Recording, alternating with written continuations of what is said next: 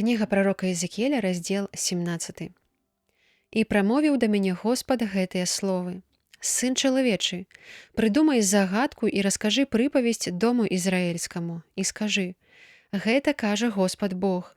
Вялікі арол, з велізарнымі крыламі і з доўгімі пёрамі, пакрыты рознакаляровым пер'ем, прыляцеў у Лібан і сарваў вершаліну кедра. Адарваў найвышэйшую галінку яго і занёс яе ў зямлю Ханаан, і паклаў яе ў горадзе гандлёвым, і ўзяў насенне з той зямлі, і пасадзіў яго на зямлі ўрадлівай, над шчодрымі водамі, як вярбу пасадзіў яго, каб расло і разрасталася яно ў буйны вінаград, невялікі ў вышыню, каб галіны яго паварочваліся да яго, і карані яго былі пад ім. Такім чынам стаўся вінаградны куст, і прынёс плады на галінках, і выпусціў парасткі. І быў другі арол вялікі, з вялікімі крыламі і доўгімі пёрамі. І вось вінаград той, як быццам пасылаючы да яго свае карані, да яго выцягнуў свае галіны, каб навадніць яго шчадрэй, чым грады, на якіх быў пасаджаны. На зямлі добрай, над шчодрымі водамі быў ён пасаджаны, каб пускаць галіны і прыносіць плады ды стаць вялікім вінаградам. Скажы: гэта кажа Господ Бог. Ці пашчасціць яму? Ці не вырвуць яго каранёў? Ці не пазрываюць яго плады? Ці не звянуць усе яго свежыя парасткі? Ці не засохне ён? І не патрэбна будзе ані моцнай рукі, ані вялікага народа, каб вырваць яго з каранямі. Вось ён пасаджаны. Ці пашчасціць яму? Ці не сохне на зямлі, на якой выпускаў парасткі свае? І прамовіў да мяне Господ гэтыя словы. Кажы народу упорыстаму: ці вы не ведаеце, што гэта значыць?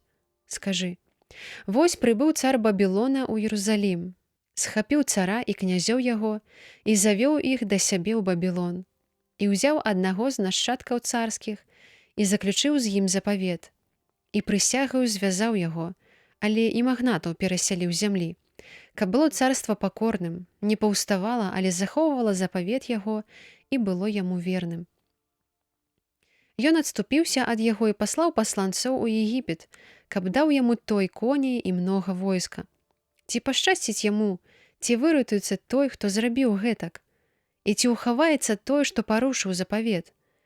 Жыву я, кажа Господ Бог, на месцы цара, які паставіў яго царом, той, што зламаў прысягу і парушыў запавет, які ён меў з ім, у Бабілоне памрэ. І не дапаможа яму фараон вялікім войскам і шматлікім народам у баі, калі насыплюць вал і пабудуюць умацаванні, каб загубіць мноства людзей. Ён бо зламаў прысягу, каб парушыць запавет, і вось прыклаў руку сваю, і паколькі ён усё гэта зрабіў, таму не ўцячэ. Дзеля таго вось, што кажа Господ Бог: жыву я. За тое, што адкінуў маю прысягу і парушыў мой запавет, адказнасць ускладу на яго галаву, і закіну на яго сетку маю, і будзе злоўлены ў пастку маю, і прывяду яго ў Бабілон, і асуджу яго там за крывадушнасць, якую ён крывадушнічаў адносна мяне. І ўсе выбранцы яго з усяго войска яго загінуць ад меча, а астатнія будуць раскіданы на ўсе вятры, і даведаецеся, што я, Господ, сказаў.